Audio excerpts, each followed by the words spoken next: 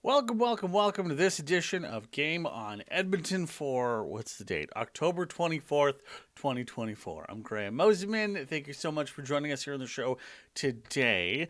Coming up on the little 10-minute program we have, some new power play lines which feel a little weird, and Chris Knobloch is already starting to walk away from them. The Pittsburgh Penguins are not awesome, and we'll be facing off again against them tomorrow. And also, while the West Edmonton Mall autograph signing is your tradition, it also causes the same thing to happen every single year. But before we dive into all that, I want to tell you about Hyperdrive Hockey. You can find that show wherever podcasts are sold or downloaded, or whatever you do with your podcasts. Max, Stephanie, and their producer Kevin always dive into the best of the week in hockey with, I won't call them spicy takes, but they definitely look at things from a much different perspective than like you might be normally used to. And it's also decidedly French Canadian, which is great. It's not our perspective we hear as much here in little old Edmonton, Alberta, Canada, and it's a really, really great one. So give that show a download and a listen. They have new episodes coming out on Tuesdays, and we'll have another new one coming up tomorrow. Okay, let's start off with the Edmonton Oilers power play unit. And this is so... The power play unit hasn't been great. I think that's really easy to just accept at this point in the year. We talked about it on our previous show. It really feels like teams have kind of started to figure it all out. Because, I mean, look at us. We as fans have figured it all out. You give Connor McDavid the puck, he skates in really fast, and then they pass it around in a circle a whole bunch, and then eventually try to direct it in for the one-timer from Leon. Cool, awesome, we get it, and it's great, and it works, until it doesn't. And it really feels like the players have started to figure it out. The thing that is weirding me out the most is that the Oilers have moved Evan Bouchard off the first unit power play. Matthias Ekholm is there for the moment right now. Then you take Zach Hyman off and Nugent Hopkins off, and you replace them with Jeff Skinner and Victor Arvidsson, which feels like it should work, maybe-ish. But the trouble with that one is you have multiple shooters in Jeff Skinner, who's a lefty, Victor Arvidsson, who's a right-handed shot, who is replacing Zach Hyman, whose hands are made of what's something harder and clunkier than concrete? Super concrete? Mega concrete? Nega concrete?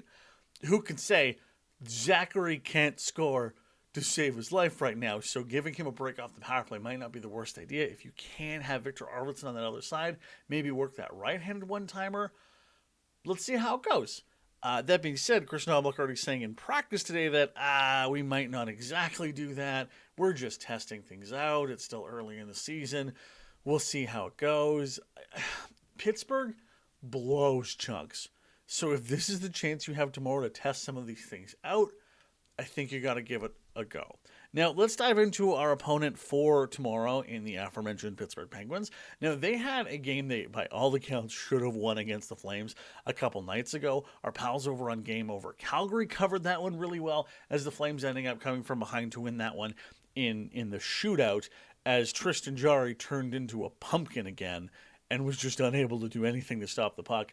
Also, Pittsburgh's old and bad and aren't able to sustain leads anymore. So this should be a game that the Oilers win, but if they go into cocky like they are known to do, we'll see how it works out. Now, the Penguins did get a day off where reportedly they went to Banff and just kind of farted around for a little bit, because that's like the kind of thing you do if you're a team coming into Alberta and you have an extra day off, especially if you're playing Calgary first. You do your game in Calgary, go to Banff for your CBA mandated day off, go to Edmonton the next day. And the Penguins will be practicing this afternoon/evening here on the 24th at Rogers. Who knows what they're going to do? I mean, Sidney Crosby has that look on his face that he gets every 5 to 7 years that goes, oh man, I'm really ready for them to fire the coach. And Mike Sullivan doesn't want to be here anymore. He looks like the dad right before a divorce where you know he's going to leave for cigarettes and not come back. Careful, if that man disappears for darts, we will never see him again until another team is like, oh, Papa, will you love me again? And then Mike Sullivan will show back up. The Oilers last night had the one big kind of public event they have kind of every year, the autograph signing at West Edmonton Mall. Some people lined up for over 24 hours to get Connor McDavid's autograph, which is, yeah, I appreciate that commitment from you as a fan, but holy boats. Now, McDavid has some very specific kind of signing rules, and we saw this with a bunch of players. Some players will sign anything you throw at them. Is it a jersey? Sure. Picture? Sure. Equipment even? Fine.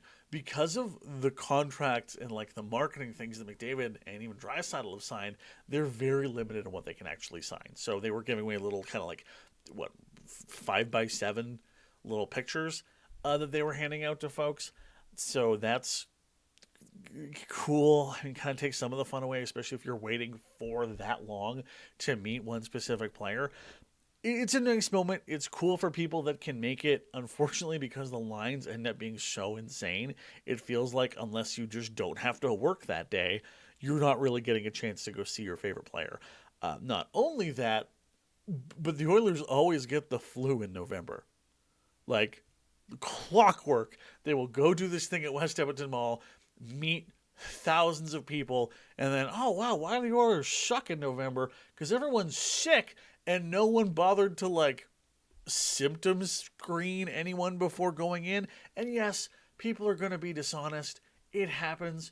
Humans do that when they're very focused on a thing, but it baffles me that the Oilers wouldn't have someone going like, hey, do you have any flu-like symptoms? Shoot, really sorry, you can't come to this today. We don't want our players to get the super mega Edmonton flu bug that's resistant to all forms of alcohol and antibiotics. Like,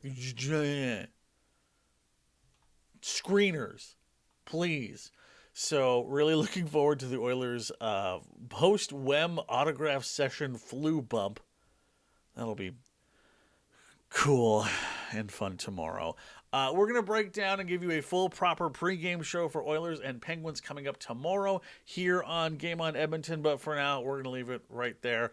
I'm Graham Mosman. This has been your daily hit of all the kind of big stuff floating around the Edmonton Oilers sphere today. If you like this show, please let us know by leaving us a review on Spotify or Apple Music, or even like just commenting on our YouTube video.